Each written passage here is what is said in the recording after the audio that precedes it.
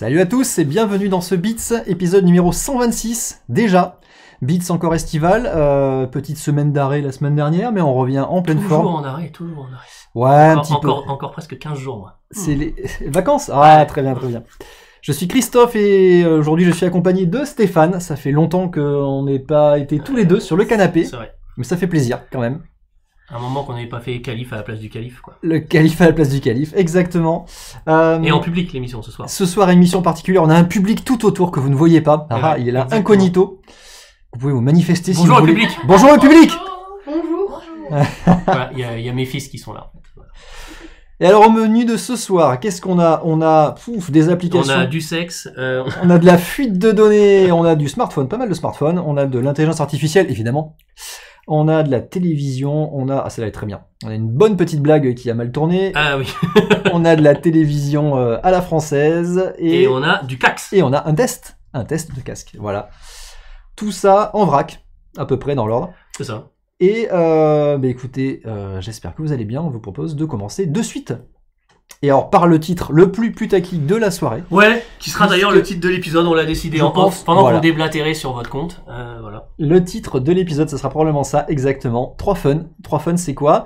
C'est une application qui est dédiée à la rencontre pour les couples ouverts et libres. C'est pour ça que j'ai pas lu le titre, tu vois.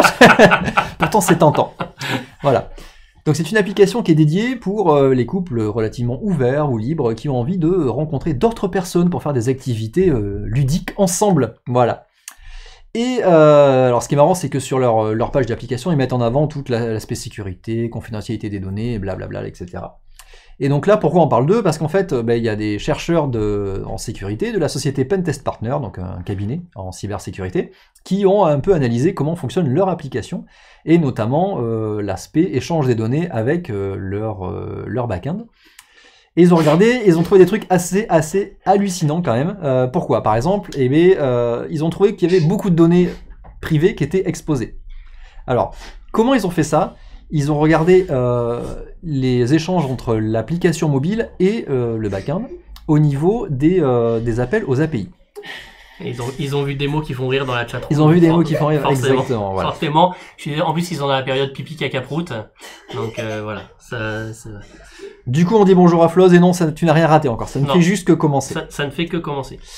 Et donc du coup, qu'est-ce qu'ils ont fait? Ils ont regardé un petit peu ces échanges-là, ils ont regardé les données qui passaient dedans. Alors, en fait, l'analyse qu'ils ont faite, elle n'est pas nouvelle parce qu'on avait déjà vu ce genre de faille sur d'autres applications du même style, genre Grindr. Et oui, c'est Grindr qui avait fait aussi. Ouais. Alors, tiens, je vous mets le style de l'application 3Fun qui est là. C'est magnifique. Et alors, du coup, l'attaque sur Grindr, l'analyse... Oui. Ah, c'est la troisième personne, tu vois. D'accord, pardon. Bah oui, t'as le couple et t'as l'invité, voilà.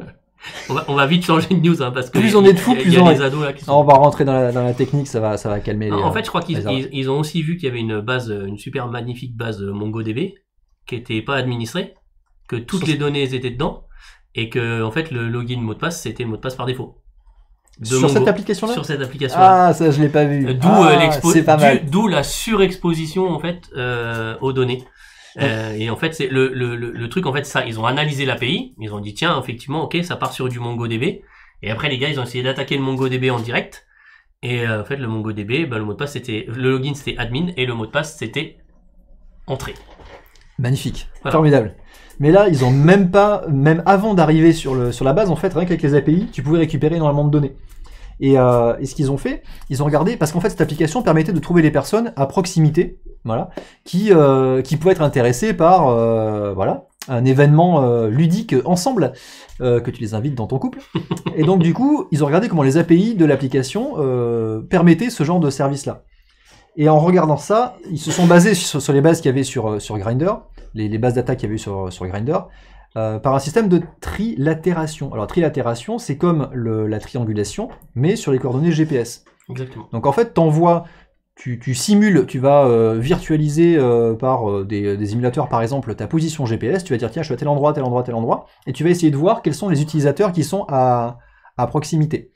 Et en faisant ça avec 3 points, tu vas pouvoir localiser précisément la position GPS d'une des personnes. Par défaut, l'application, donc Grindr, dans son cas, ne te donnait que la distance avec la personne. Donc ils ont dit on va essayer de faire le même type d'attaque sur 3Fun. Et en fait c'était même pire que ça, ils se sont rendus compte sur 3Fun que tu pouvais directement demander par rapport à une position longitude-latitude.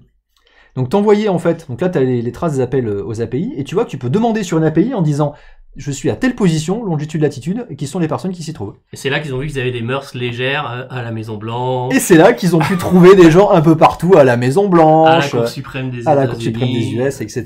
Voilà, super formidable. Et ils ont creusé un petit peu plus loin, et ils ont vu qu'effectivement, ils pouvaient aussi récolter énormément de données, comme les profils utilisateurs, les photos, y compris les photos que tu avais publiées en privé,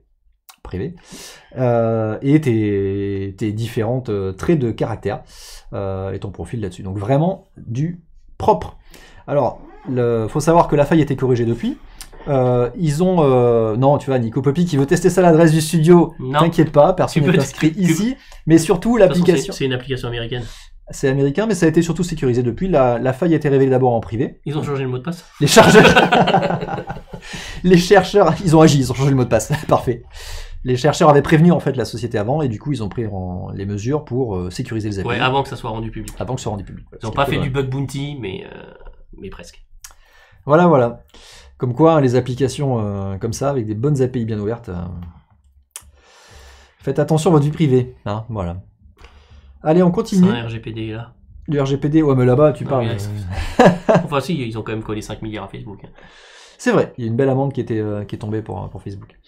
Là, je pense qu'ils ont même pas souhaité arriver sur le sol européen avec ce genre d'application, par crainte justement, ils savaient comment c'était dedans, ils ont mis QWERTY en mot de passe, ouais, pourquoi pas.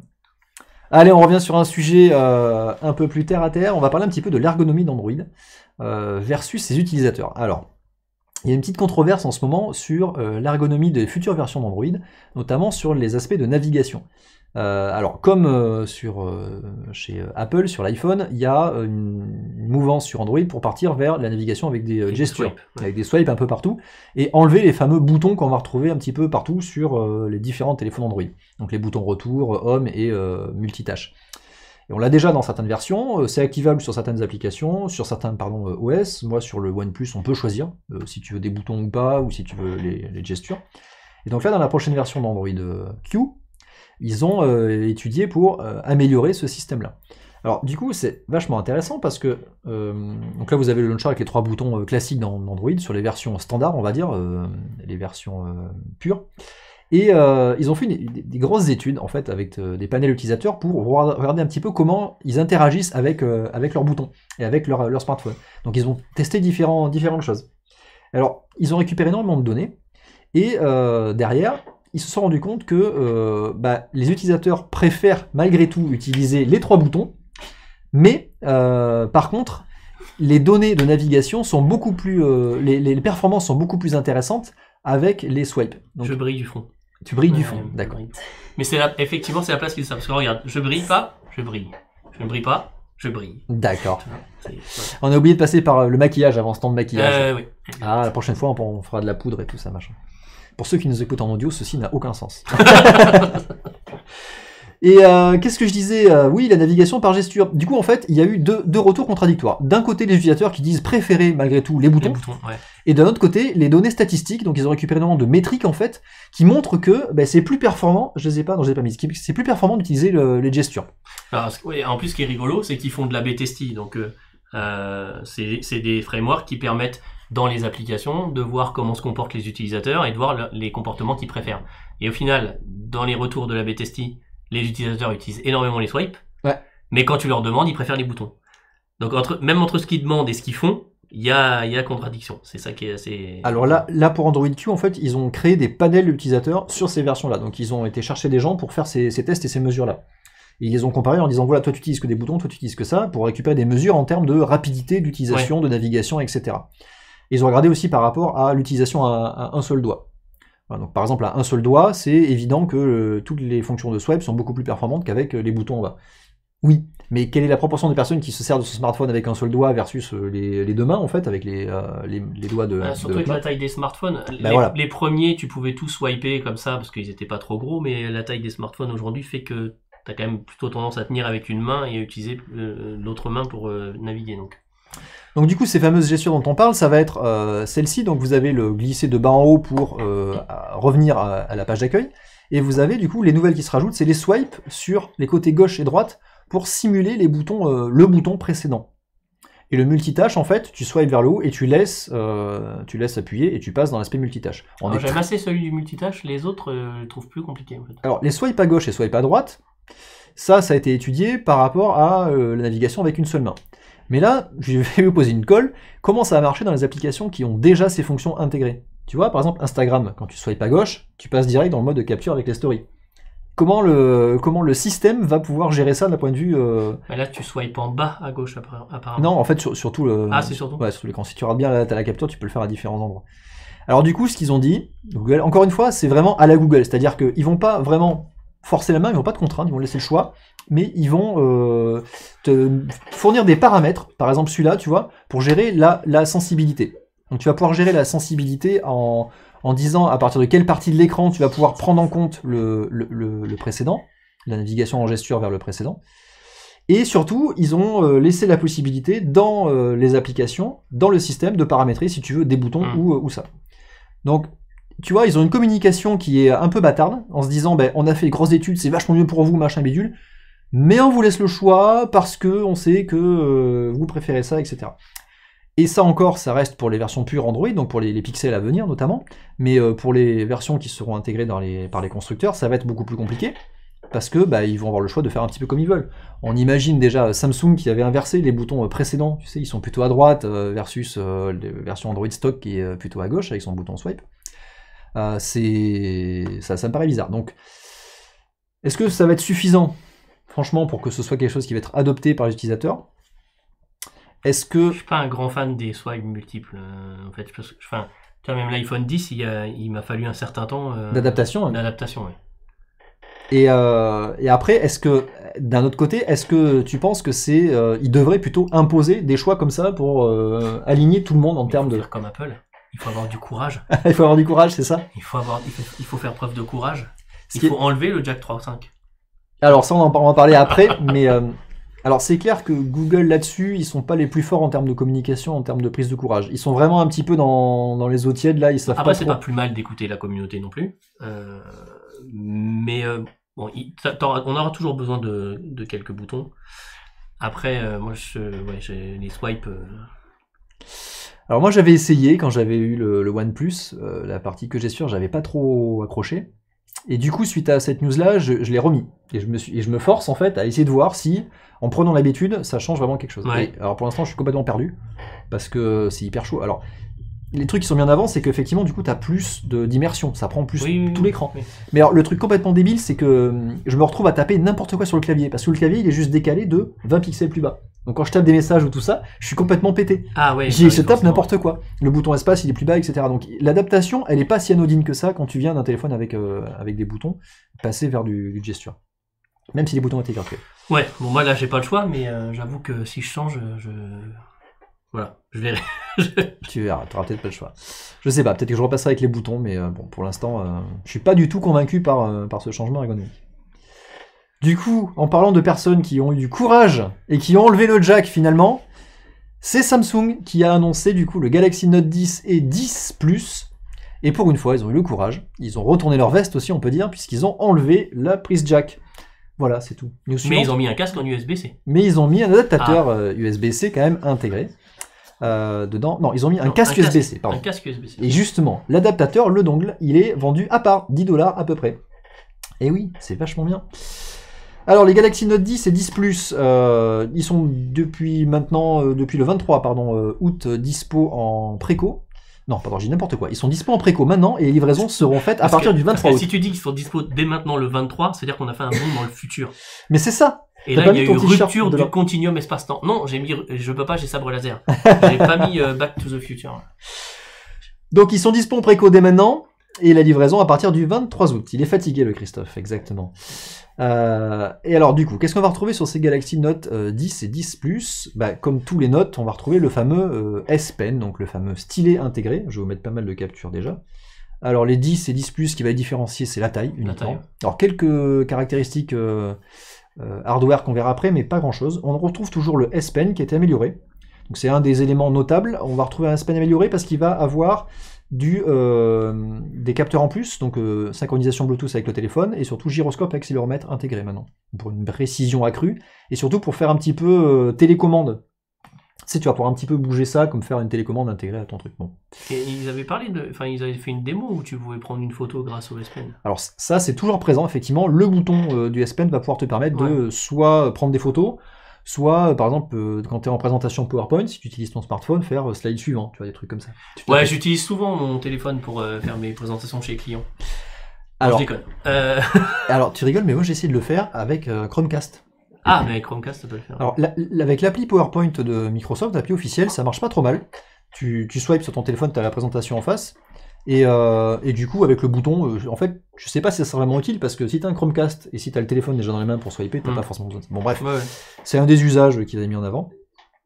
Non, moi je suis resté avec la bonne vieille télécommande Bluetooth. La télécommande Bluetooth avec la prise USB derrière. Ouais, le petit dongle USB, et voilà. Alors, il y a, alors je vous passe les specs très rapidement. On est sur du Snapdragon dernière génération qui dépote. On est sur des écrans AMOLED évidemment, on est chez Samsung. Fait notable, on est sur de l'UFS 3.0 pour le stockage. Donc ça c'est la mémoire flash intégrée en fait, qui est donc là dans la dernière génération une des plus rapides. Donc ça va fondamentalement changer les perfs du téléphone. Bah même les temps de chargement sur les applis et tout, hein, ça va avoir un impact assez intéressant. C'est un des éléments les plus notables après le processeur. 3 capteurs photo assez classiques, dont sur les futures consoles, dont un téléphoto, un téléobjectif et un capteur d'empreinte sous écran. Voilà. Alors qu'est-ce qui va différencier le 10 et le 10 Plus? La taille d'écran. On a 6.3 et 6.8 en taille d'écran, 8 Go de RAM ou 12 Go de RAM. Bon, la batterie qui est plus grande évidemment, et le 10 Plus qui a par contre lui un emplacement pour une carte micro SD. C'est bon? Ouais. Et le 10 l'a pas. Voilà. Et alors, le vrai truc qui change, qu'ils ont vraiment bien démontré, qu'ils ont vraiment mis en avant, c'est le capteur de profondeur, avec un capteur supplémentaire sur le 10 Plus pour mesurer la profondeur par du temps de vol. Il mesure le temps de vol, time of flight, comme on va retrouver sur des capteurs Kinect, pour mesurer la profondeur. Et ils ont fait des démos de ça autour de la réalité augmentée et de scanners 3D. Ouais. Voilà. Est-ce que je l'ai? Ouais, je l'ai là, tu vois, il y a ça. Il y a quelques applis de scanner 3D qui ont l'air, qui pourraient être intéressantes. Et du coup, je pense que Apple doit travailler sur le même type de matos pour le prochain iPhone. Et bon, les fameuses applis de mesure en réalité augmentée qui prennent en compte les ça marche pas si mal pour certaines. Hein. Ah, ça marche vraiment bien. Hein. Ça marche vraiment bien. Mais sans avoir ces capteurs-là. Donc, ouais, donc avec les capteurs, ça va encore améliorer. Ouais. Alors évidemment, ça va être utilisé, comme nous dit Nico Popi dans la chatroom, aussi pour faire les effets de bokeh, donc les effets de flou sur les portraits. Voilà. Évidemment, ça sert aussi pour ça. Ils ont vraiment mis en avant aussi l'aspect photo, hein, puisque ça fait partie de leur grosse amélioration sur ces smartphones-là. Un autre truc qu'ils ont mis en avant aussi, c'est le filtrage du micro actif. Alors ça m'a bien fait marrer. C'est-à-dire qu'en fait, ils vont prendre en compte l'endroit où tu vas pointer ta caméra pour filmer, et ils ont un trio de micros, donc qui vont utiliser l'équivalent du beamform, donc ils vont en fait moduler un petit peu le son qu'ils vont capter pour ne capter et annuler le bruit qui n'est que présent dans le champ de vision. Donc en fait, ce que tu filmes va être capté, et tout le reste va être annulé par les autres micros. Ça c'est malin, c'est plutôt pas mal. Si ça peut t'éviter de t'entendre parler toi sur ta propre vidéo, non, mais quand t'es en train de filmer, tu vois, et que tu dis non mais refais-le. Mais pour tout ce qui est vlog, tu vois, mais tout ce qui est vlog et tout, c'est ça. Vlog, Instagram, tout ça, je pense que ça va être une vraie. Ça fait une réduction de bruit active qui est intéressante. Ça va être vraiment mis en avant. Après, de toute façon, les casques à réduction de bruit, ils travaillent comme ça. Hein. Alors, le dernier Bose travaille avec ses 8 micros, je crois. Qui captent tout dans l'environnement et qui annulent, mais par zone, du coup. Mais là, c'est des micros qui sont localisés. Là, ce qui est intéressant, c'est que les micros, en fait, vont... le côté actif et annulation va prendre en compte ce que tu filmes, en fait. Ils vont regarder dans quelle direction tu filmes et ils vont annuler en fonction de ce qu'ils estiment comme étant le champ, voilà, le champ que tu veux capter. Donc ça, c'est vraiment intéressant. On va retrouver, évidemment, le fameux DeX, donc le Desktop Experience, la capacité à brancher ce téléphone sur un PC, mais pas que, sur un Mac également, pour avoir une expérience bureautique qui va permettre d'interagir avec les applications notamment. On l'a au showroom, ça. On l'a au showroom, c'est vrai? Ouais, au showroom, au stade. Ah oui. Ça marche assez bien. Ben là, il y a une nouvelle génération encore mieux intégrée, et notamment, ils ont travaillé avec Microsoft, main dans la main, pour intégrer la partie Your Phone. Hein, tu sais, la nouvelle fonction de Windows 10 qui permet d'avoir le Continuity, l'équivalent de toutes tes notifications. Avec un téléphone Android. Avec un téléphone Android, mais là on est sur un téléphone Android évidemment. Mais compatible Mac également. Voilà. Je vous montre les différents coloris en même temps, comme ça vous allez voir la bête. Donc là on a les capteurs photo avec le 10 et le 10 Plus en dessous avec les capteurs téléphoto en plus. Et alors, chose notable là-dedans, donc t'as le S Pen ici. Non, on l'a pas eu, on a raté. On est en chasse à moustiques. Ah mais il est violent. Hein. C'est bon. C'est bon, tu l'as eu? Je crois. Non. Il a... Bon. C'est l'audience qui nous applaudit tellement on est... C'est pas des claps. Ah mais il y en a un deuxième sur le mur. Bon, ok, on a envahi. C'est pas grave. Donc vous avez le S Pen qui est intégré dedans. Alors un truc intéressant aussi, c'était ça. Donc ils ont mis en avant là une nouvelle couleur. Couleur iridescente. Tu vois, c'est un peu comme quand t'as les nacres, tu sais, qui brillent avec la lumière qu'il y a dessus. Donc le mode kéké à mort sur ça. Donc, ouais. Voilà. Ouais. Alors qu'est-ce que je voulais dire de plus en fait là-dedans? Alors il y a un truc. Pour une fois, j'aime pas le rouge, tu vois. Ah mais oui, non, il est rose. Il est fade, hein. Il est fade. Il est bois de rose. Ouais, c'est ça. Pas... Il est délavé. Ouais, même pas trop. Ils ont mis la nouvelle couleur, la couleur moche. Ouais, c'est exactement ça, Flo. Alors, le fait intéressant, c'est qu'on a retrouvé pendant cette présentation-là Satya Nadella qui est venu sur scène parler un petit peu du partenariat avec Samsung, puisqu'en fait, c'est vraiment un partenariat dans les deux sens. Hein. Samsung a vraiment travaillé avec Microsoft sur l'aspect intégration avec notamment l'application Your Phone, mais pas que. On a également aussi toute l'intégration native de OneDrive. Ah oui, j'ai oublié, la partie Your Phone en fait est intégrée nativement dans le Note 10. Ouais. Donc là où sur les autres Android c'est une application installée supplémentairement, là c'est avec des droits étendus et tout ça. Là c'est intégré dans le téléphone. Mais surtout on va retrouver tout le travail qu'avait déjà fait Microsoft et Samsung en commun autour de l'intégration des outils Microsoft dans le Note. Donc du OneDrive, toute la suite Office, etc. Mais là, vraiment, ils ont entériné le partenariat qu'ils ont dessus. Donc on est vraiment sur une démarche où j'ai l'impression que Samsung est en train de devenir le constructeur officiel de Windows Phone. Tu vois, on avait Windows quoi? De Windows Phone. Non mais tu regardes. Non mais c'est une technologie en laquelle croit beaucoup Cédric. Non mais regarde, pour moi ça fait sens. Le Note 10, ça a toujours été le téléphone mis en avant par Samsung comme étant le téléphone pour la productivité. Pour les pros, parce que t'as un plus grand écran, t'as le stylet pour pouvoir écrire dessus. Ouais, comme HTC à une époque. HTC, il se revendiquait beaucoup pour les pros. C'est vrai. Aussi. Du coup, et déjà, en fait, Samsung avait travaillé avec Microsoft, où Microsoft avait un petit peu poussé Samsung à intégrer ses applications Office dessus. Ouais. Donc là, pousser ça encore plus loin sur un Note 10, ça me semble logique. Après, le Note, il y a un public pro, semi-pro, ça me choque pas plus que ça. Hein. Mais c'est dommage, c'est Samsung. C'est vraiment le cas? Tu penses que c'est un vrai public? Parce que moi, en fait, j'en vois plus sur des pas pros, en fait. Mais moi aussi. Mais à la base, la cible, c'est ça. Mais du coup, est-ce qu'ils se trompent pas de cible? Si. D'accord. C'est Samsung. Très bien, merci. Ils se trompent de pub aussi. Très bien. Ok. Et après, évidemment, Microsoft a beaucoup de choses à gagner là-dessus parce que ça va dans leur politique, en fait, de mise en avant de leurs services. Ils sont moins en train de vendre des licences que plutôt orienter les gens vers l'intégration dans leur service pour qu'ils viennent payer en fait leur abonnement mensuel. Donc ça fait tout à fait il y a du le sens. Casque qui clignote. Alors oui, on va remercier du coup dans la chatroom Rige qui a fait son resub Twitch Prime, qui avait promis de le faire et qui le fait ce soir en live, merci. Et Damio66 aussi qui renouvelle. Merci à vous. Beaucoup. On en reparlera tout à l'heure. On n'avait pas vu le Casque qui clignote. Merci à notre CM préféré. Très bien. Bon, du coup, j'en avais fini avec Samsung. Et alors, du coup, je vais faire une petite pause pour vous parler de ça, de Twitch Prime. On est en période estivale, donc beaucoup de monde est en vacances. N'oubliez pas de renouveler tous vos abonnements, vos Twitch Prime, etc. Je peux pas le faire depuis le mobile. On a une petite baisse dans l'été, rien de critique encore, mais n'hésitez pas à renouveler ça, c'est un bon moyen de nous soutenir. Pour ceux qui sont abonnés à Amazon Prime notamment, ça vous coûte rien du tout, vous avez pas mal d'avantages en plus dont vous pouvez bénéficier sur Twitch avec des jeux gratuits, etc. Et nous, ça nous permet de nous soutenir et de continuer à nous équiper, à faire tourner le studio et à vous proposer de ce genre d'émissions. Voilà, merci à vous. J'ai fait mon Patrick Béja, tu vois, j'ai fait une pause en milieu d'émission et tout ça. Il y a tellement de Twitch Prime qui sont arrivés, je me suis dit c'est l'occasion, allez on se jette. Tu peux pas faire la pause patriote parce que nous c'est Tipeee. Nous c'est Tipeee, mais Tipeee je le ferai à la fin. On le fera à la fin. Allez, du coup on continue sur le smartphone. News rapide là pour le coup. Ouais, rapide. Au niveau des parts de marché, puisqu'il y a eu un petit peu d'infos qui sont arrivées autour d'un cabinet, comment il s'appelle déjà, j'avais pas noté, Canalys, qui a analysé un petit peu la répartition des téléphones les plus vendus en Europe sur le deuxième trimestre 2019. Voilà. Alors on parle beaucoup des flagships, du Note 10 on en a parlé, des iPhone 10, 10S, tout ça machin, mais en fait ce qu'on regarde c'est que les téléphones les plus vendus, c'est surtout des milieux de gamme.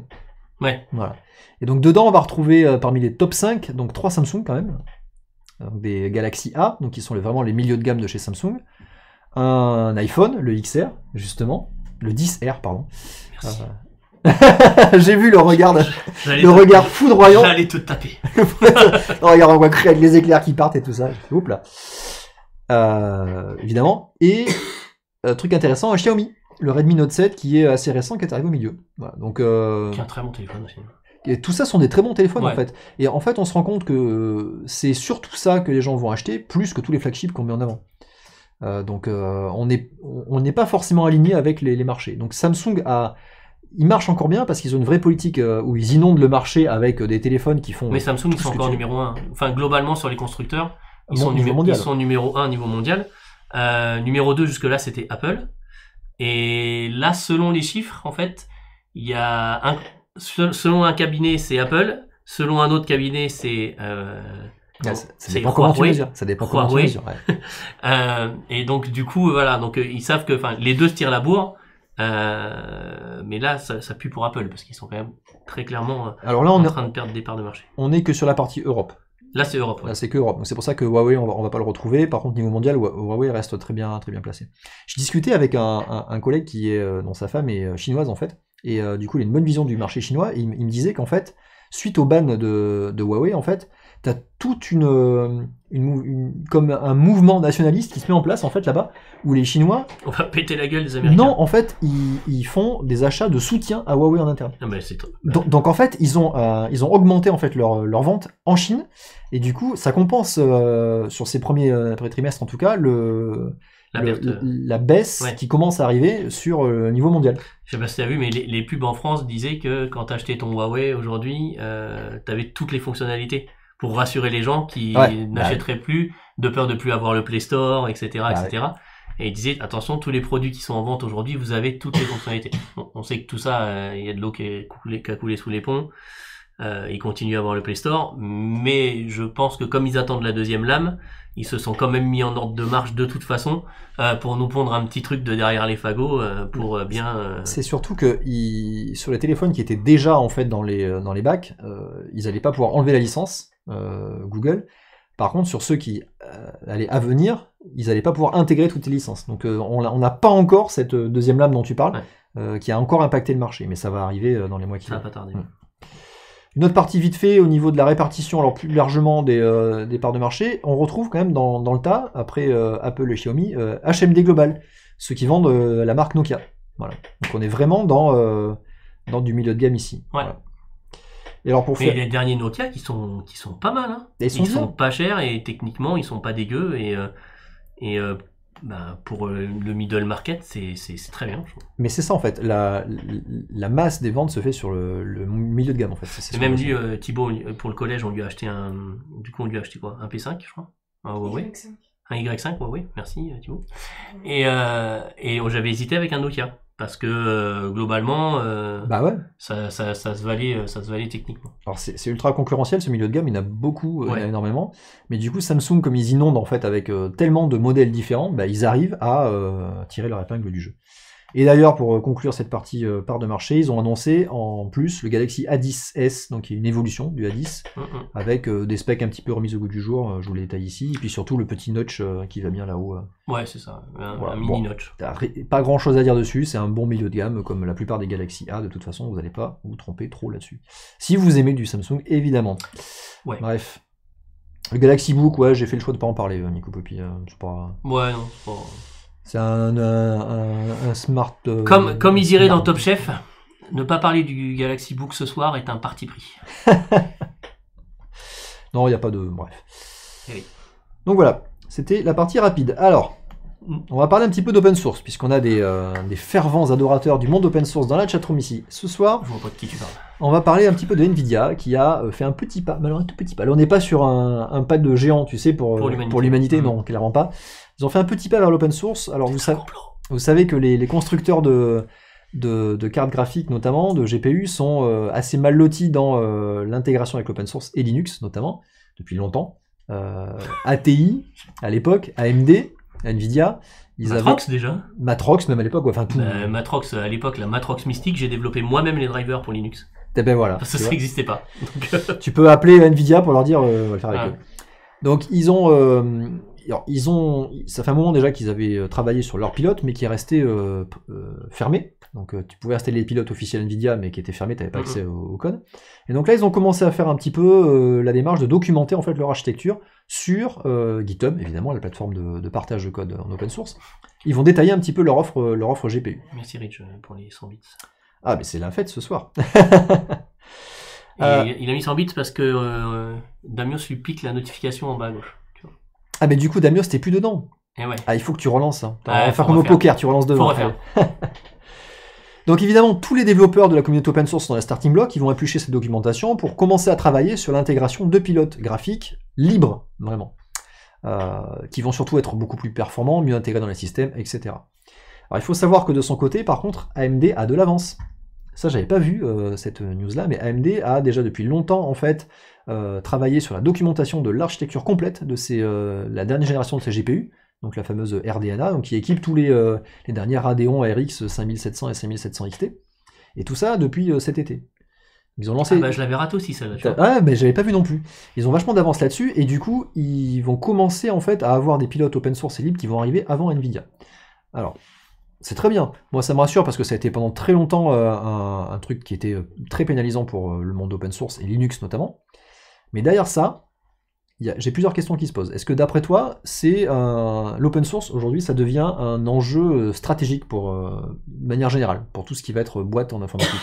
Parce qu'on voit beaucoup de boîtes qui font pas mal de gens plus en qui plus passent sous Linux. Alors, il y a Linux, mais il n'y a pas que. Tu vois, l'open source en général. Microsoft qui ouvre énormément de son code source en open source. GitHub. Ils ont acheté GitHub, mais GitHub, il est pas open source. Non. Mais ils ont publié la calculatrice en open source. Ils ont publié tout le .NET. Le nouveau terminal, il est en open source. Le terminal est en open source. Le nouveau terminal, il est en open source. Jusqu'à présent, je le compilais pour l'avoir, tu vois. Mais je sais pas si c'est un véritable enjeu ou si c'est pour une stratégie pour améliorer son image. En disant, oui, nous on est des gens ouverts, regardez, on publie nos codes sources, etc. Est-ce que c'est un véritable enjeu? Parce qu'aujourd'hui, à part les administrations où on se pose réellement la question aujourd'hui en France de tout passer en Linux, elle se pose, hein, avec un Linux, avec une version de Linux. Non, mais même pas Linux. Mets de côté la partie Linux parce que t'as de l'open source sur du code de Windows, oui, en fait. Sur du code de Windows. Mais aujourd'hui, je sais pas. Je vois pas tout le monde passer en Open Office plutôt qu'en Microsoft Office. Est-ce que le blue screen est open source? C'est ce qu'on me demande.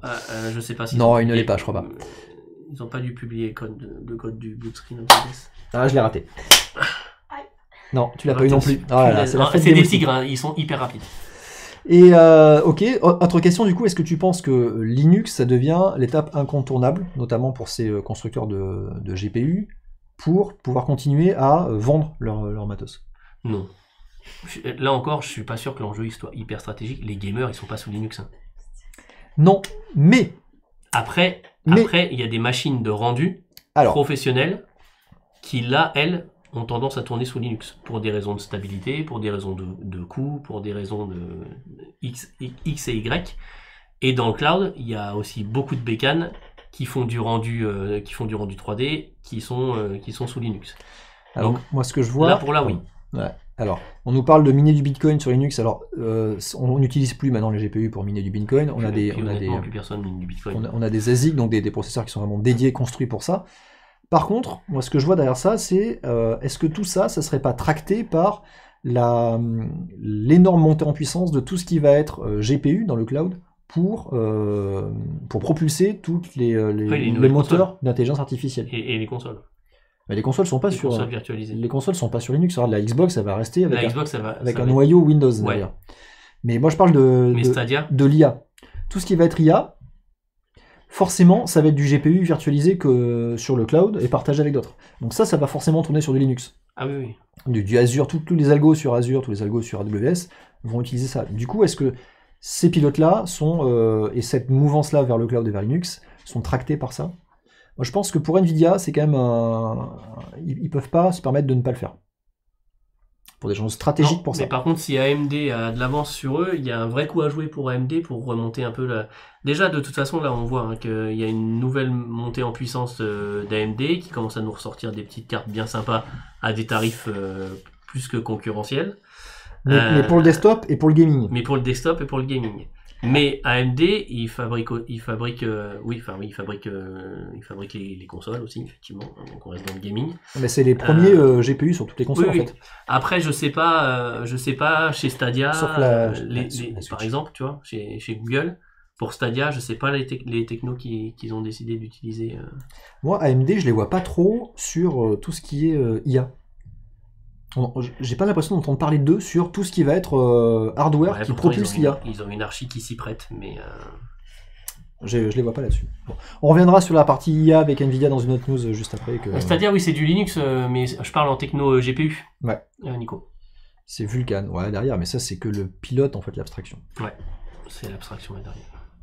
Alors, on parlait de Huawei tout à l'heure et de son adhérence avec Android. Et bien, on va parler évidemment de l'annonce de la télévision, puisque la Honor Vision, qui est la première télévision annoncée sous HarmonyOS. Alors, HarmonyOS, qui est pour Huawei, qui est la maison derrière Honor notamment, l'alternative interne à Android. Alors, cette télé, je vous passe vite fait la partie télé, elle n'a pas de grande valeur ajoutée, c'est une télé 4K, LCD HDR. Autour de 600 €. Il y en a deux versions, une version pro et pas pro. La version pro, ce qu'elle rajoute, c'est la partie visio, tu vois. Et t'as une caméra. Là encore, hein, c'est what the fuck. Et voilà, avec une caméra pop-up. Non, mais la TV pro. Bah oui. Ok. C'est juste pour différencier les gammes, mais oui. Non, mais ouais, voilà. Enfin, tu vois, ils pourraient l'appeler, je sais pas moi, ultra, je sais pas, enfin n'importe quoi, ou plus. Mais pro pour une télé, j'ai du mal. Mais oui, après, elle ressemble, c'est des mêmes caractéristiques que la Xiaomi qui existe déjà. Et par contre, là où elle se différencie, effectivement, c'est vraiment HarmonyOS, quoi. Alors voilà, la partie télé, rien de particulier. Ce qui va changer et ce qui va être intéressant là-dessus, ça va être la première apparition d'HarmonyOS. Donc la version télé, parce qu'HarmonyOS, ça va d'abord le système d'exploitation, et après il y a la partie interface graphique qui est, elle, dédiée à la partie télé. On va retrouver du coup ça, l'interface graphique. Est-ce que ça te rappelle quelque chose? Vaguement une Apple TV. Voilà. Mais vaguement. Tu mets une Apple TV, tu rajoutes un petit peu de couche de chinoise dessus. C'est-à-dire que moi je suis en iOS 13 bêta, donc j'ai le thème sombre déjà. Donc ça ressemble moins à ça, hein, mais si je remets un thème clair, on est quand même pas loin. Donc on est clairement sur une Apple TV-like, évidemment, avec tous les codes chinois de l'ergonomie, je voulais dire. De la copie. Et de la copie, évidemment, on s'inspire très fortement. De l'inspiration, voilà. Autant pour moi. Alors, l'apparition d'HarmonyOS, puisque c'est ça qui est intéressant, c'est l'alternative Android maison de chez Huawei. Pour l'instant, il n'y a rien d'annoncé sur la partie smartphone. Donc, j'ai l'impression que le fait d'annoncer ça, c'est vraiment pour Huawei, il avance ses pions en fait, dans le bras de fer ou dans le jeu d'échecs qui sont en train de se faire entre la Chine et les États-Unis en disant, regardez, coucou Donald, regardez, on a les capacités à venir vous concurrencer ou en tout cas devenir complètement autonome là-dessus. Oui, là, je pense qu'ils s'en foutent à la rigueur sur la partie télé, c'est-à-dire qu'ils font ça, mais ils la sortent et puis c'est pas supporté. Après, si ça marche bien, c'est pas plus mal. Hein. Ce qui est sûr, c'est que sous le capot, par contre, c'est plutôt bien travaillé, puisque c'est architecturé autour d'un micro-kernel, un micro-noyau. Ils ont abandonné le noyau Linux parce qu'ils voulaient un truc ultra léger et ultra modulaire, et en même temps sécurisé, c'est comme ça qu'ils mettent en avant. Et surtout, l'OS, le cœur de l'OS, reste compatible et va être partagé avec les tablettes, les smartphones ou les montres derrière. C'est l'ambition qu'ils ont derrière ça. En tout cas, c'est comme ça qu'ils le mettent en avant. Est-ce que vraiment ça va prendre ? Est-ce que c'est juste un positionnement bras de fer avec les États-Unis dans leur combat sur les licences Android Déjà, est-ce que ça va arriver jusque chez nous ? Alors non, il n'y a rien annoncé pour l'Europe. Non. Tu vas te la commander sur AliExpress, tu vas la recevoir en chinois, il va falloir que tu flashes le firmware pour l'avoir en anglais ou en français. Non, en français tu l'auras pas, tu feras la traduction toi-même.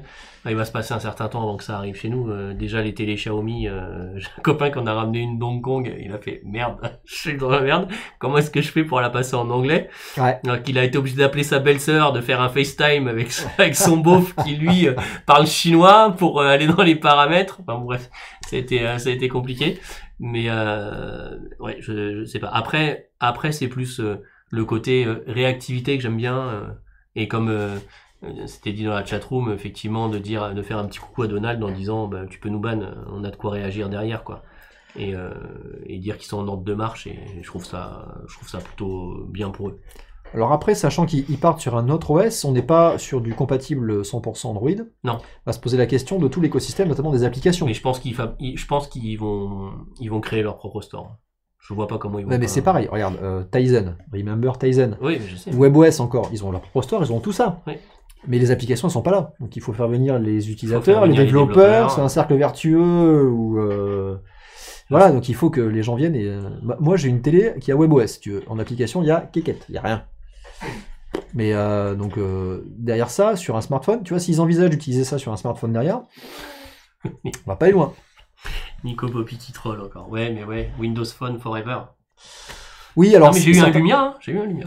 Deux Lumia. Moi aussi. Certains font la comparaison entre Harmony OS et Fuchsia. Donc Fuchsia qui est effectivement le travail que fait Google sur un OS beaucoup plus léger et mutualisé à travers différentes plateformes. Mais c'est Google qui bosse dessus. C'est Google, mais clairement, je pense que la comparaison est meilleure entre Harmony OS et Fuchsia qu'elle ne l'est avec Android actuellement. Oui, parce qu'ils se sont coupés de pas mal de choses d'Android dans Harmony OS. Donc. Bah forcément, puisqu'en fait ils ont pris aussi l'aspect télé pour être aussi sur un plus petit périmètre. Alors en parallèle de ça, puisqu'on parle de télé et asiatique, on va parler de OnePlus aussi, puisqu'ils ont annoncé qu'ils travaillaient également sur une OnePlus TV. Voilà. Alors on n'a rien de plus à vous annoncer ce soir que juste le logo, puisqu'il est là. Mais sinon, il n'y a que ça. Donc affaire à suivre pour une OnePlus TV. Je sais pas ce qu'ils ont tous allé vers la télé derrière, mais voilà. I don't know. Tu sais pas. Allez, on enchaîne, on va parler. Il manquerait plus qu'Apple. Donc, une Apple TV. Ah, mais qu'un écran. Ouais. Non, mais la partie écran. Enfin, séparer cet aspect, cette top box de la télé, quoi, franchement. Allez, bref, on enchaîne. Blagounette. Alors, celle-là, elle est merveilleuse. C'est l'histoire d'un monsieur qui est expert en cybersécurité aux États-Unis. Mais c'est pas moi. C'est aux États-Unis. Il s'appelle Droogy. Voilà. Et là-bas, tu peux à peu près avoir ce que tu veux sur ta plaque d'immatriculation. Suivant les États, suivant comment tu négocies un petit peu ça. Et donc, il a réussi à se choper une plaque d'immatriculation californienne, comme ça. Moi, j'aurais fait un /dev/nul. /dev/nul. Mais... Je crois qu'elle était déjà prise, celle-là. Alors, il a fait ça, alors pas juste pour la déconne de ce qui a marqué sur la plaque, il a fait ça en pensant derrière que il allait pouvoir éviter, en fait, tous les systèmes de reconnaissance de plaques. Donc il s'est dit, j'ai une plaque qui est nulle comme ça, donc tous les radars ou tous les capteurs photos qui viennent, tu vois, dans les entrées de parking ou les radars automatiques qui viennent flasher ta plaque, ils vont lire nul, et du coup, dans leur système interne, ça va être mal géré. Il essaye de faire de l'injection SQL, en fait.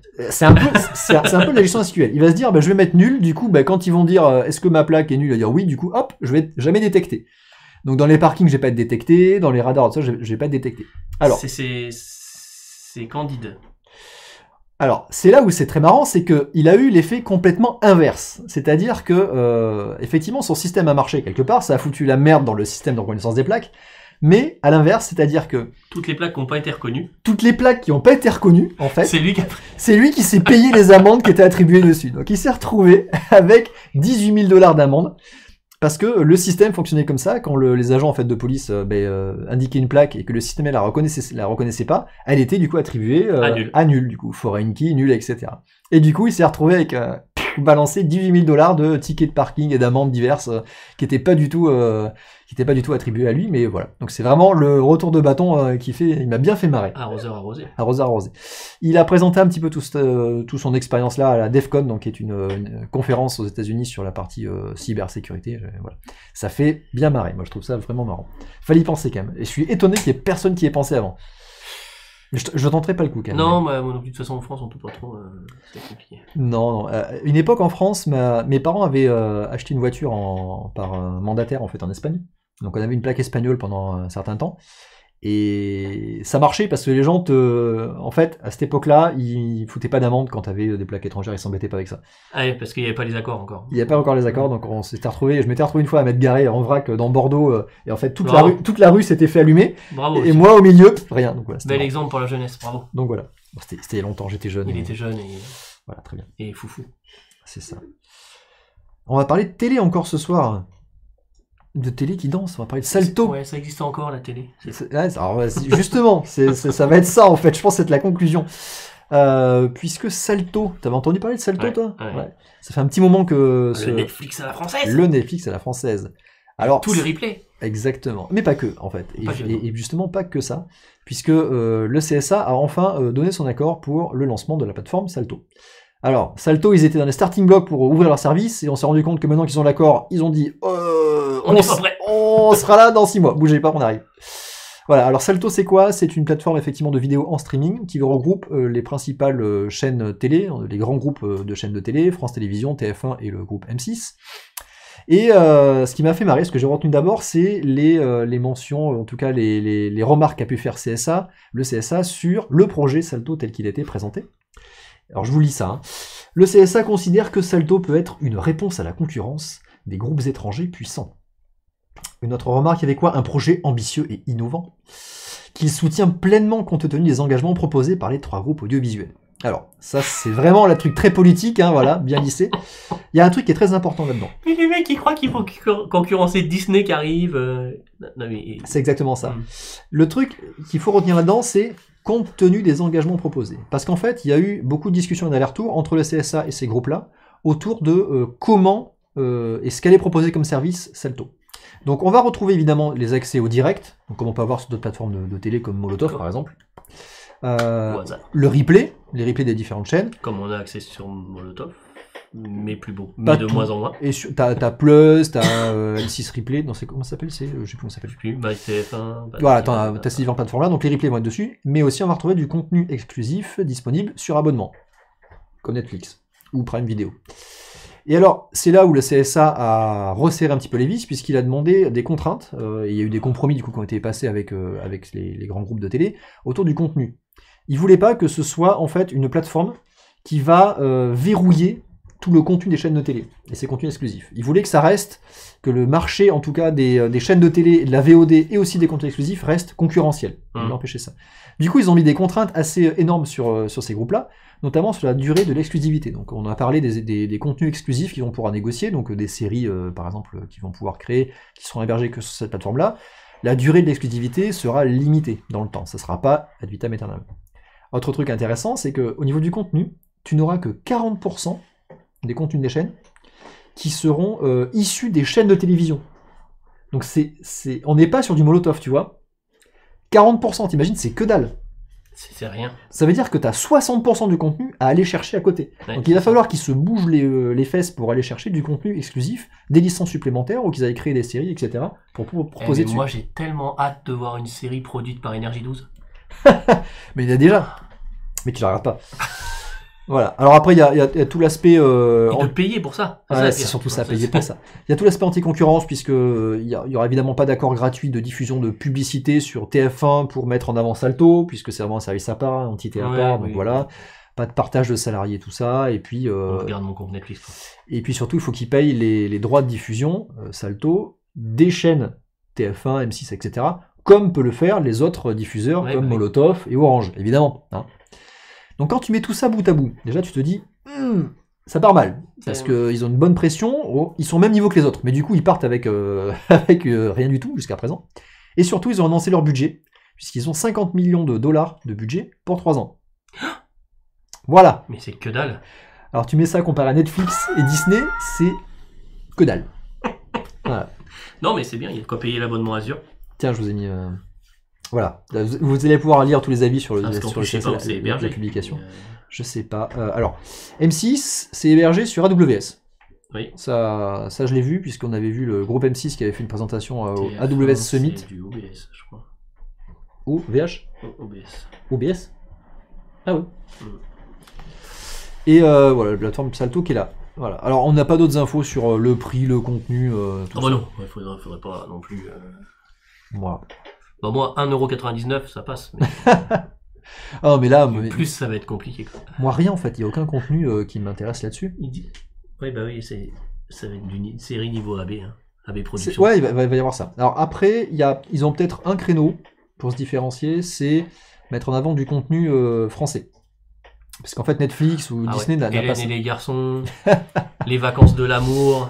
Non, mais tu vois, on n'est peut-être pas le public, mais encore une fois, comme les smartphones milieu de gamme, il y a peut-être en fait une vraie place dans les foyers français pour des contenus comme ça, sur ce format-là. On va se taper des replays de... C'est quoi la série là, sur la 3 que j'ai jamais vu un épisode et j'en suis fier. qui se passe à Marseille, là. Les Marseillais. Non, oui, je vois ce que tu veux dire.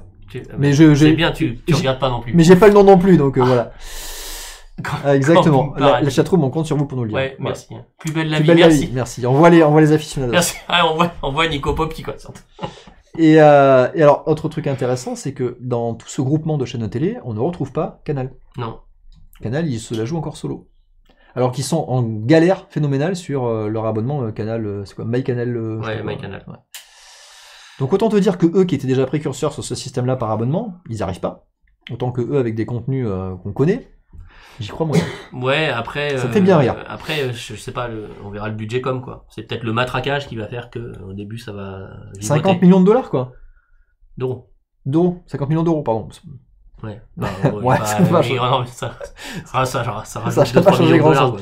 Je suis pas sûr que ça va changer grand chose, mais bon. Non, puis en fait, effectivement, Guillaume, après ils ont rien pour attirer le chaland. Je veux dire, ils ont pas le foot, ils vont pas avoir le rugby, tu vois. Enfin, c'est des choses qui attirent les gens. Une époque, ils sont venus sur Canal, soit pour la Formule 1, soit pour le foot, soit pour le rugby quand ils ont eu les droits pour le top 14, etc. Il y a eu des séries aussi qui étaient intéressantes. Il y a eu des séries qui étaient intéressantes, etc. Non, plus rien. Mais là, ils en ont de moins en moins. Et eux, ils vont avoir quoi? Les Marseillais à l'école. Non, pardon. Ça peut pas arriver.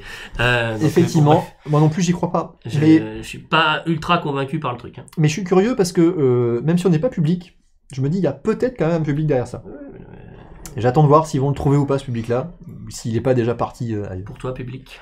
Pour toi, public. Voilà. Allez, on avance, on revient chez Nvidia et on va parler d'IA. Un petit peu, quand même, parce que sinon, ça serait pas un vrai bits.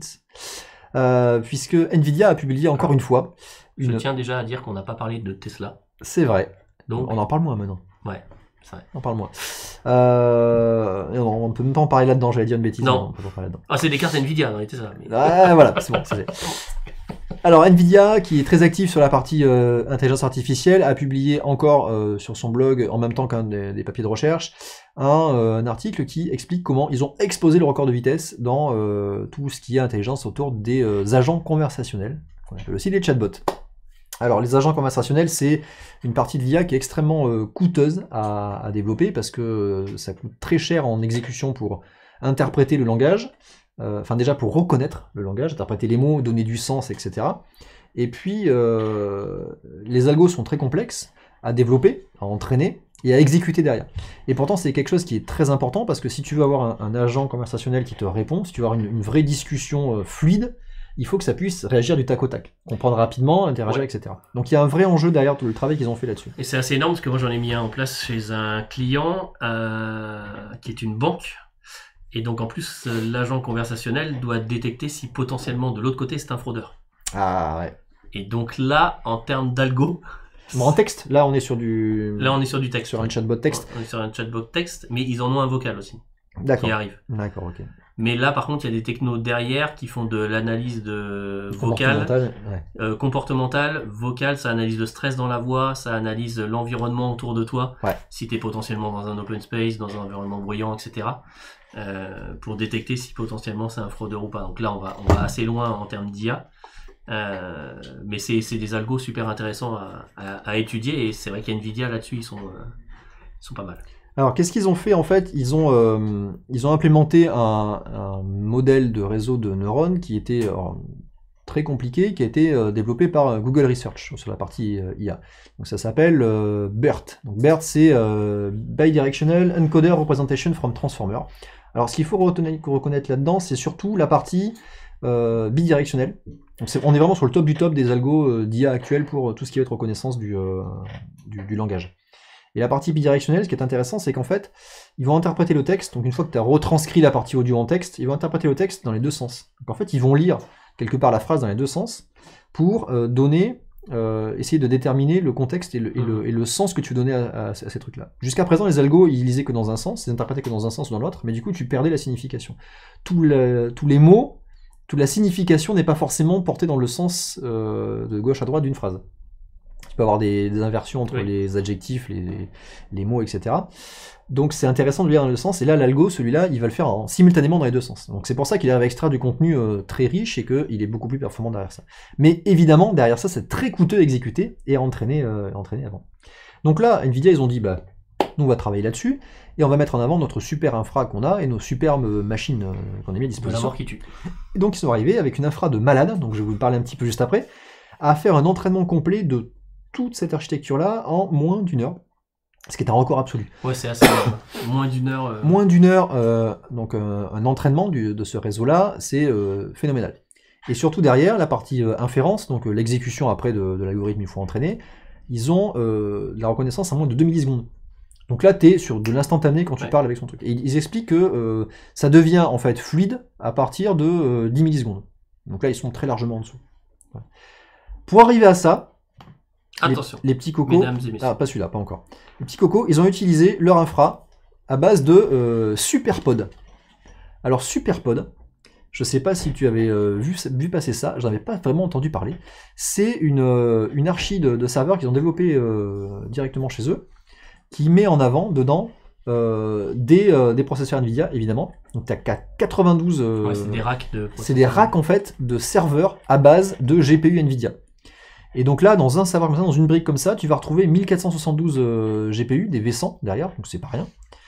Et donc ils vont exécuter les moteurs TensorRT de Nvidia. Donc c'est des trucs qui sont faits exprès pour ça. Ils en ont mis 92 des trucs comme ça, dans un petit data center qui va bien.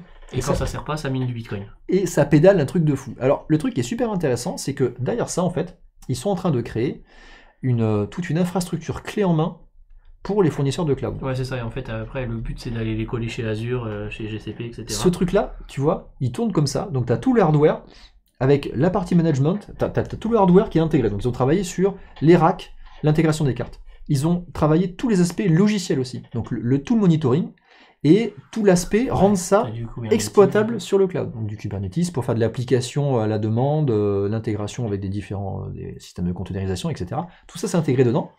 Et y compris toute la partie infrastructure de monitoring, avec tout ce qui se fait... alors, vous avez donc c'est pile poil nos dossiers boulot du moment. Là. Vous avez plein de mots-clés, donc ils ont fait ça dans les règles de l'art, on va dire... Grafana, t'es en plein dans les mots-clés. Bon, il manque Logstash Kibana quand même. Ah bah non, si t'as Prometheus, t'as pas besoin de ça. Oh... Sur Kubernetes, non, t'as pas besoin. Non, bon, enfin bref, là on est dans une discussion de barbu, mais tout ça c'est pour vous dire qu'ils sont allés jusqu'à implémenter tout ça. Donc on est vraiment sur une infrastructure clé en main. Et alors clairement, du coup, ce qui se cache derrière tout ça, c'est une mise en avant de leur savoir-faire. Ils mettent en avant tout leur savoir-faire niveau hardware en disant, mais regardez nos amis fournisseurs de cloud, AWS, Azure, GCP, on a tout ce qu'il vous faut clé en main, venez acheter chez nous. Viendez les amis. Tu crois pas? Moi je crois que c'est vraiment ça qu'ils mettent en avant. Moi j'achète. Dans ça. Voilà. Alors moi je suis Satya, j'achète. Ouais, voilà, carrément, ils sont tout à fait, t'as bien raison. Mais je ne suis pas Satya. Et alors ils ont enfoncé la porte encore plus puisqu'ils ont dit qu'ils travaillaient sur ce qu'ils appellent le projet Megatron. Et là tu vois, donc on est sur 8,3 milliards de paramètres, tu vois, comparé au modèle qu'ils ont entraîné là qui était sur 340 millions. Donc ils ont comme cible un truc encore plus compliqué, beaucoup plus performant, qui va permettre de vraiment comprendre tout le comportement des personnes. Ça va faire peur à Elon Musk. On commence à arriver à des trucs qui font qui font peur. Ça commence à faire un peu flipper là, parce que là le truc il va quand même être capable de bien réfléchir. Ah ben ça va pédaler vite. Ouais, ça va pédaler. Donc voilà, donc les infras Nvidia ils sont quand même vachement d'avance. Et c'est là où je reviens du coup sur la news avant. AMD quand même ils sont vraiment à la ramasse là-dessus. C'est-à-dire que ils ont pas tout ça. Mais ils ont la Xbox et la PlayStation. C'est vrai. Ils jouent pas sur les mêmes corps. Et je pense qu'ils vont rejouer sur les gamers. Enfin, rien que au niveau processeur, là, il y a quand même beaucoup de gens qui switchent de Intel, qui repassent. Ça me rappelle la vieille guerre qu'on avait entre Cyrix et Intel dans les années 90. Après AMD essayait de venir doucement, ils avaient commencé à percer aussi. J'avais un K6 AMD. Ouais, t'avais un K6. T'avais K6, K7. Voilà, après t'avais les Cyrix mais qui étaient pourris en virgule flottante, donc sur tous les jeux c'était une catastrophe. T'avais 2 fois moins d'FPS que sur des pros Intel. Mais voilà, ça me rappelle un peu cette période là. C'est bien de toute façon que la concurrence bouge un peu aussi, ça émule tout le monde. Mais là, Nvidia, pour les rattraper sur cet aspect-là, ça va être compliqué. Là. Et tout ça, je l'avais pas vu venir. C'est-à-dire que c'est vachement avancé quand même. Les mecs, ils te sortent ça du chapeau. Et en parallèle de ça, c'est vrai qu'ils ont des trucs chez Google qui sont hyper impressionnants aussi et qu'ils n'ont pas encore sorti. Oui, oui. Alors, il paraît qu'ils ont des trucs de l'espace. Mais ils ont leur Tensor Processor Unit, le fameux TPU sur lequel ils travaillent également. Donc, à peu près tous les fournisseurs de cloud travaillent sur ça. Mais Nvidia a clairement la connaissance au niveau du hardware. Mais alors après, on commence à arriver aussi sur... on n'est plus sur des GPU maintenant pour l'IA, on commence à arriver sur des processeurs dédiés en fait, à l'inférence. Donc du coup, Nvidia, pour le coup, il risque d'être à la charnière là-dessus. Voilà pour l'aspect IA. À ton tour, tu vas nous parler un petit peu de tests de matos. Ouais. Puisque tu viens pas les mains vides. Je viens pas les mains vides. En fait, comme je me déplace beaucoup en ce moment, je suis à la recherche du précieux. Et donc j'ai contacté quelques fournisseurs pour me prêter des casques pour que je puisse les tester. Et les premiers qui m'ont répondu gentiment, c'est Focal. Donc merci à Loïc qui en plus me l'a envoyé. Je dois lui renvoyer depuis un moment et je suis très en retard parce que j'avais pas eu l'occasion de venir en parler ici et d'en parler sur ma chaîne. Et donc ils m'ont envoyé le Focal Listen Wireless, qui est pas tout récent, hein, il a 1 an et demi, 2 ans, peut-être 2 ans. Mais qui est un très bon casque et je vous expliquerai pourquoi au fur et à mesure. Alors on est sur un casque, donc c'est un Circom, hein, donc voilà, mes oreilles elles sont dedans. C'est pas posé sur les oreilles sont dedans. Bon, faut pas avoir des trop grosses oreilles non plus. C'est ce que j'allais dire. Hein. Mais voilà, ça se pose pas sur les oreilles, ça les entoure et du coup il y a une isolation, mais qui est passive celle-là. Il y a pas de d'ANC, enfin de noise cancelling à base de micro active, etc. On est sur du Bluetooth 4.1, donc on n'est pas sur du 5 puisque le casque est sorti avant. Alors ça change rien du tout en qualité sonore, hein, puisque le Bluetooth 5 est là uniquement pour la stabilité de l'appairage et la vitesse d'appairage. Consommation énergétique. Et aussi. Consommation énergétique. Après, au niveau qualité du son, ça change rien.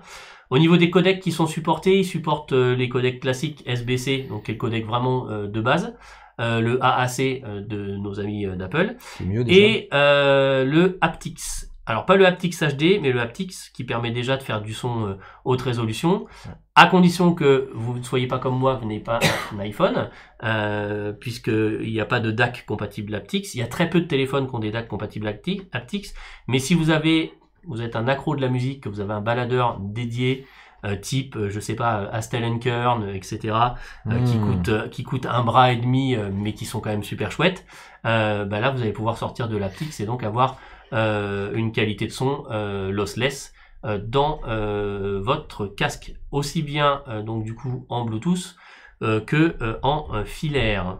Tu regardes il te faut un OnePlus, hein. Le OnePlus est compatible aptX. Il te faut un OnePlus. Ouais. Donc voilà, moi c'est un casque que j'ai depuis 1 mois et demi, 2 mois. Je l'ai beaucoup utilisé dans le train, dans le métro. J'en suis plutôt très très content.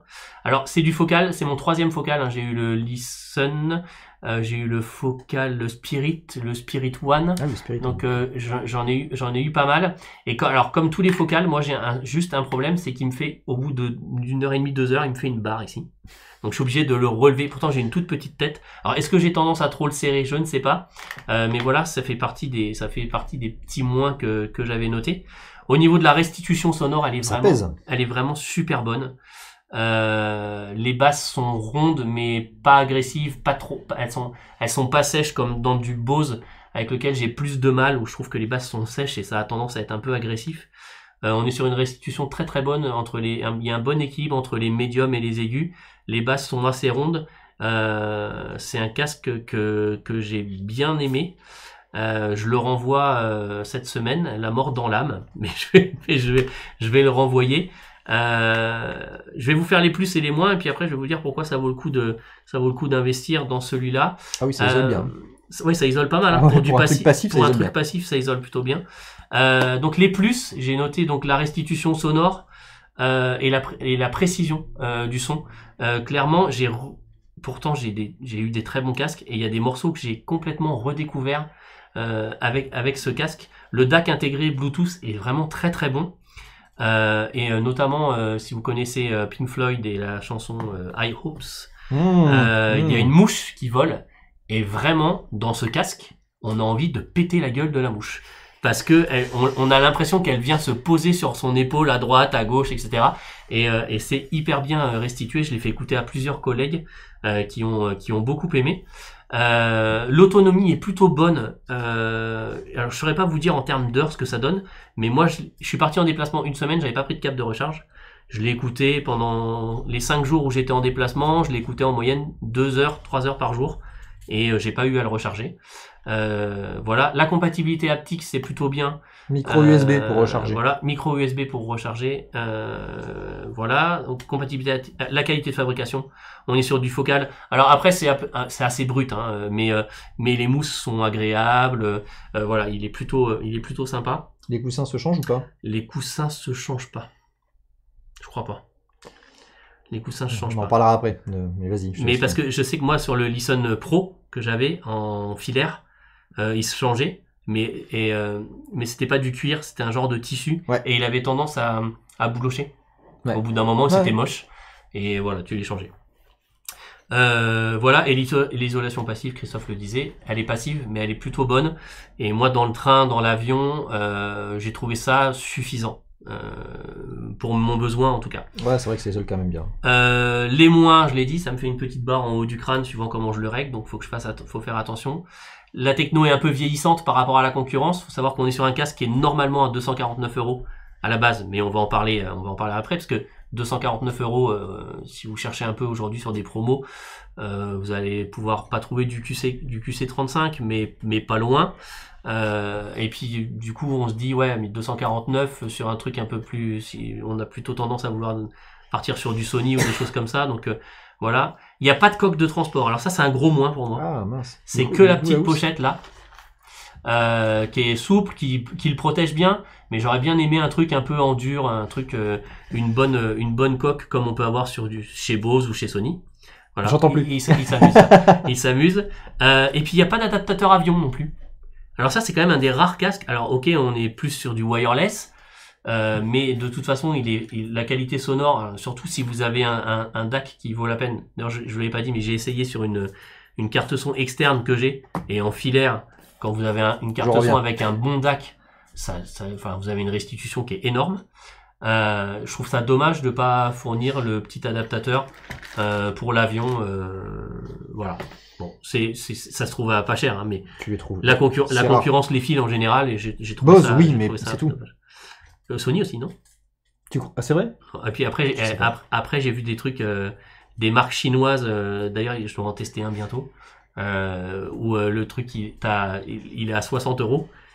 Et t'as la coque rigide, t'as tous les adaptateurs, etc. Ouais, mais derrière la qualité du truc. Bon, derrière la qualité du truc, ça sera pas la restitution du Focal. Donc moi, Focal, c'est une marque que j'aime beaucoup. Pourquoi? Parce que j'aime bien les marques qui restent neutres au niveau de la musique, qui apportent pas forcément leur couleur, et où je peux moi après, si j'ai besoin, équaliser comme je le souhaite. Il y a une appli pour ça derrière pour alors non. C'est là où je dis que c'est une techno vieillissante, c'est que du coup il n'y a pas d'appli pour gérer le casque comme tu peux l'avoir chez Sony ou chez le nouveau Bose, parce que le QC35. Parrot, moi j'ai un Parrot. Et le Parrot, ouais. Il fait aussi. Voilà.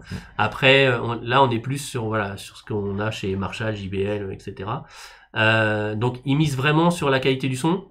C'est pour ça. Je confirme. C'est pour ça que c'est plus pour des amoureux de la bonne restitution que pour des technophiles. Même si on est dans une émission de technophile. Sur du Bluetooth. Parce que voilà. Technophile en Bluetooth, c'est compliqué quand même. Alors audiophile, c'est compliqué. Technophile, non. Ah, technophile, audiophile, c'est ce que je veux dire. C'est pas oui. Mais audiophile, quand t'as de l'aptix ou de l'aptix HD, ça passe. Mais il faut le baladeur derrière. Donc voilà. Pourquoi c'est intéressant, c'est que comme c'est un casque. Alors, je dois avoir Focal dans la semaine. J'ai un contact là-bas. Je vais essayer de gratter 2-3 infos. Mais comme je pense que c'est un casque qui est en fin de vie, vous le trouvez en promo, par exemple chez sonvideo.com à 149. Ils sont très bien son vidéo.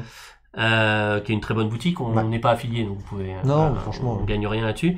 Chez Amazon. Suivant la couleur, parce que tiens, tu veux mettre parce qu'il existe. On n'a mis aucune image. On n'a mis aucune image, ouais.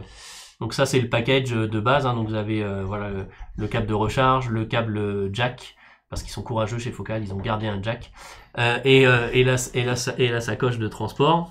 Voilà, puis après vous l'avez en position ouverte, pliée, et puis donc là vous avez les différents coloris.